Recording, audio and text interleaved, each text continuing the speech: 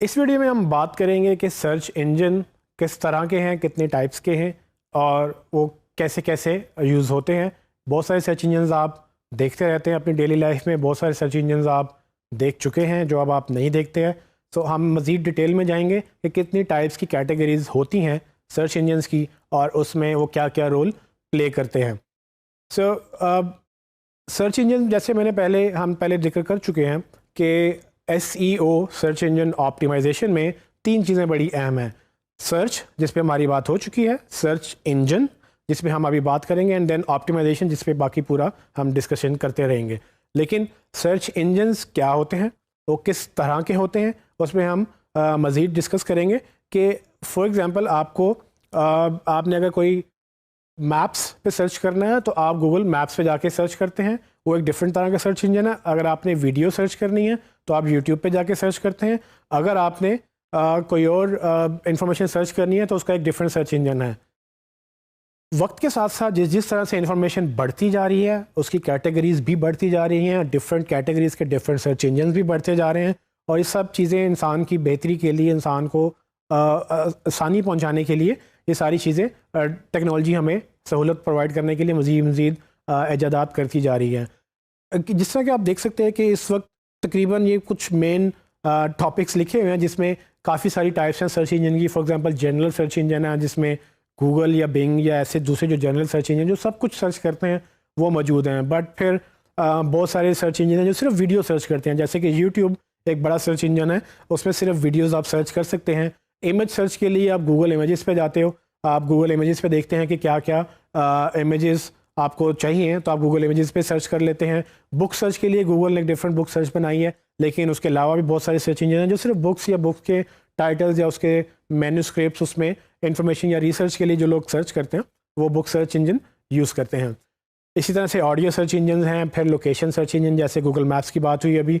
Document search engine बहुत सारे हैं। फॉर एग्जांपल कि आप स्लाइड शेयर की बात करें तो उसमें सिर्फ पावर पॉइंट स्लाइड या दूसरी स्लाइड्स या PDF डॉक्यूमेंट्स अवेलेबल हैं। इसके अलावा भी बहुत सारी वेबसाइट्स हैं जो डॉक्यूमेंट सिर्फ इंडेक्स करती हैं, और आपको अगर सिर्फ डॉक्यूमेंट सर्च करने हैं तो आप सिर्फ डॉक्यूमेंट सर्च करने के लिए डॉक्यूमेंट सर्च इंजन पे जा सकते हैं।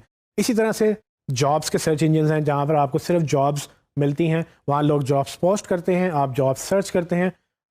उसके अलावा अगर आप ब्लॉग्स देखें, Q&A सर्च देखें, Q&A बेसिकली क्वेश्चन और आंसर्स, जो आज के दौर में एक नई तरह की एक इन्फॉर्मेशन प्रोड्यूस हो रही है कि लोग क्वेश्चन आंसर्स लिखते हैं। इस पर हम मज़ीद अभी बात करेंगे। फिर पेटेंट्स हैं, लीगल सर्च के लिए लोग पेटेंट सर्च करते हैं, लीगल लॉ सूट सर्च करते हैं। लोगों की सर्च की itself एक बहुत सारे प्लेटफॉर्म्स आ गए हैं जिसमें कंपनी है, फॉर एग्जांपल किसी कंपनी को यूज़ करना है, आपने किसी कंपनी को ढूंढना है, उस कंपनी के CEO को ढूंढना है, तो आज के दौर में ऐसे सर्च इंजन मौजूद हैं जो उन सर्चिज़ को हेल्प आउट करते हैं। इसी तरह से बिज़नेस डायरेक्टरीज़ हैं, बिज़नेस जो आपकी फॉर एग्जांपल जिस तरह टेलीफोन की होती थी पहले, वो डायरेक्टरियाँ आपको मिलती थी। अब डिजिटल पे भी उस तरह की डायरेक्टरीज मौजूद हैं जहाँ पर आप जाके सिर्फ और सिर्फ बिज़नेस की इंफॉर्मेशन या बिज़नेस की कैटेगरीज या मुख्तलिफ तरह के बिजनेसेस को सर्च कर सकते हैं। और इसका मतलब ये नहीं है कि ये सारे सर्च इंजन सिर्फ एक टिपिकल सर्च इंजन के तहत ही काम करते हैं। इनके डिफरेंट विंग्स भी हो सकते हैं, इनकी डिफरेंट शाखें हो सकती हैं। फॉर एग्जांपल गूगल में अगर आप सर्च करें तो वो इमेज भी सर्च करता है, लेकिन जनरल सर्च में जॉब्स, वीडियोज़, ऑडियो से सब चीज़ें गूगल के अंदर भी सर्च हो सकती हैं। लेकिन बहुत सारे जनरल सर्च इंजन्स के साथ बहुत सारे स्पेसिफिक सर्च इंजन्स भी हैं। तो हमें ये अंडरस्टैंड करना होता है कि हम जब सर्च की बात कर रहे हैं तो हम किस तरह की सर्च की बात कर रहे हैं, हम किस इंजन की बात कर रहे हैं, क्योंकि हर इंजन के अपने पैरामीटर्स हो सकते हैं, हर इंजन की अपनी डिफरेंट क्वालिफिकेशंस हो सकती हैं वेबसाइट को इंडेक्स करने के लिए, कंटेंट को अपलोड करने, इंडेक्स करने के लिए। तो इन चीज़ों को अंडरस्टैंड करना बहुत ज़रूरी है ताकि हम इनको उसके मुताबिक हम अपनी इंफॉर्मेशन को ढाल सकें। इन सब सर्च इंजन्स की जब हम बात करें तो सबसे इम्पोर्टेंट सर्च इंजन जो दुनिया भर में माना जाता है वो अभी तक गूगल है। गूगल काफ़ी अरसे से काफ़ी पॉपुलर है। इसके गूगल की जो फोकियत है वो बाकी सर्च इंजन्स पे बहुत ज़्यादा है, क्योंकि गूगल इट्सेल्फ बहुत सारी प्रोडक्ट्स को मर्ज करके उसकी इंफॉर्मेशन कलेक्ट करता है, जिसमें मैप्स जैसे मैंने जिक्र किया, यूट्यूब गूगल का है, उसमें डिफरेंट इमेजेस गूगल सर्च करता है। तो गूगल की नो डाउट बहुत सारी रीजंस हैं नंबर वन होने की, और दुनिया भर में ये नंबर वन कहलाया जाता है। सो आज गूगल की जो सर्चेज़ हैं लेटेस्ट स्टैट के मुताबिक वो 100 बिलियन मंथली सर्चेज़ हैं। 100 बिलियन सर्चेज़ का मतलब ये है कि there are 100 billion opportunities to rank for your content. So Google में काफ़ी ज़्यादा सर्चेज़ हैं और ये बहुत बड़ा सर्च इंजन है, बहुत बड़ा सर्च वॉल्यूम है। लेकिन इसका मतलब ये नहीं कि गूगल ही वाहिद सर्च इंजन है।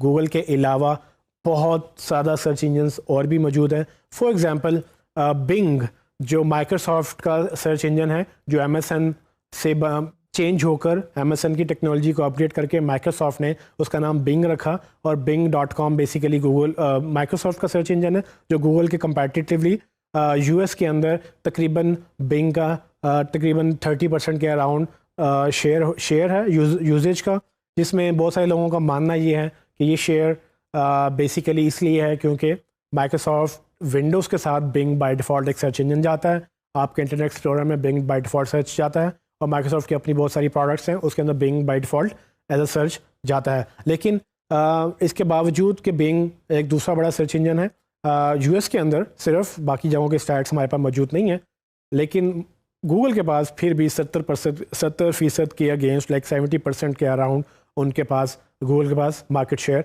है। लेकिन अगर आप सर्च वॉल्यूम की बात करें तो बिंग से बड़ा सर्च इंजन यूट्यूब है।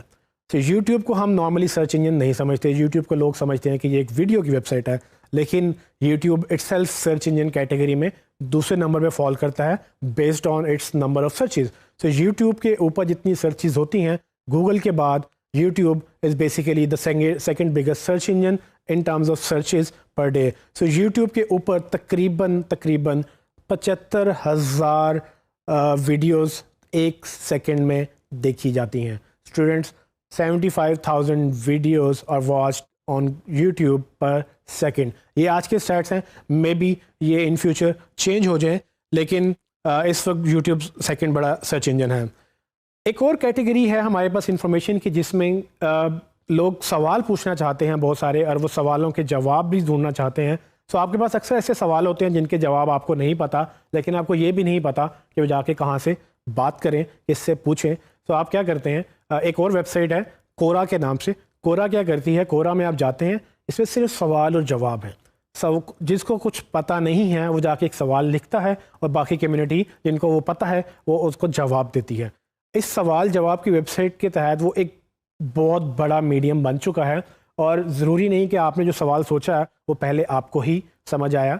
उस आपसे पहले हो सकता है कि 10, 15, 20 या कितने हज़ार लोगों ने वो सवाल पूछा होगा, सोचा होगा। उन्होंने जब कोरा पे लिख लिया तो आप गूगल में इसको सर्च भी कर सकते हैं, लेकिन कोरा के अंदर भी जाके अगर आप अपने सवाल लिख दें तो आपको रिजल्ट्स में पता चल जाता है कि आप जैसे सवालात, आपके सवाल जैसे सवालात या उससे मिलते जुलते सवाल कितने लोगों ने पहले पूछे और उनके जवाब में लोगों ने क्या इन्फॉर्मेशन दी।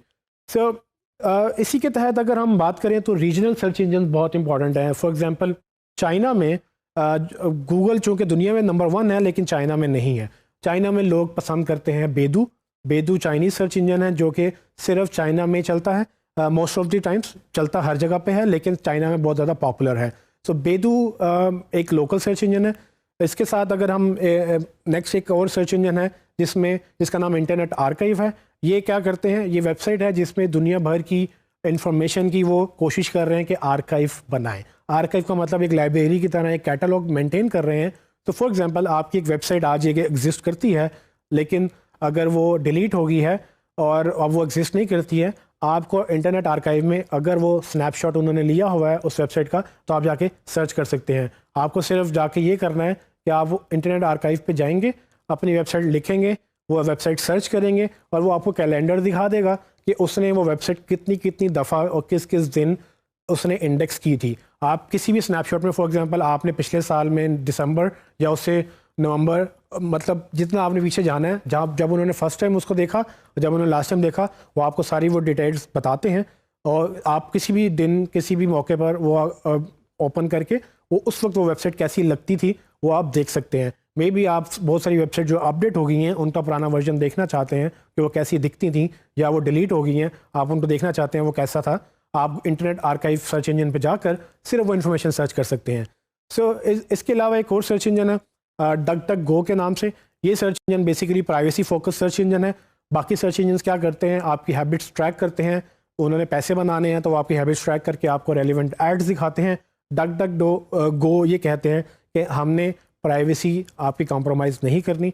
वो ये करते हैं कि वो आपको प्राइवेसी फर्स्ट ऑप्शन देते हैं कि आप कुछ भी करें, आपकी इन्फॉर्मेशन सिर्फ आप ही जान सकते हैं। सो ये एक ओवरव्यू था कि कितने सर्च इंजन किस किस तरह से अवेलेबल हैं। लेकिन हम जो फोकस करते हैं वो हम सिर्फ गूगल के ऊपर फोकस करते हैं। क्यों? क्योंकि एसईओ जब हम बात करते हैं, जब क्लाइंट हमसे बात करते हैं, तो SEO is mostly drive towards Google. लोग ज़्यादातर गूगल स्पेसिफिक एसईओ मांगते हैं। एसईओ हर सर्च इंजन पे हो सकती है। सर्च इंजन ऑप्टिमाइजेशन का मतलब सर्च इंजन के मुताबिक अपनी वेबसाइट या अपनी चीज़ों को ऑप्टिमाइज़ करना है। वो किसी भी तरह से किसी भी सर्च इंजन पे हो सकती है। लेकिन सिर्फ हम जो मेनली काम करते हैं वो गूगल के अराउंड करते हैं। लेकिन अगर आप सिर्फ गूगल के लिए एसईओ कर लें तो बाकी भी एसईओ हो सकती है। आई होप कि इस वीडियो में आपको काफ़ी ज़्यादा समझ आई होगी कि सर्च इंजन कितनी टाइप्स की हैं और हम उसको किस किस तरह से यूटिलाइज़ करेंगे। लेकिन मूविंग फॉरवर्ड हम कोशिश करेंगे कि हम ज़्यादातर गूगल के अराउंड या बड़े सर्च इंजन जैसे गूगल, बिंग इस जैसे सर्च इंजन के अराउंड हम बात करें।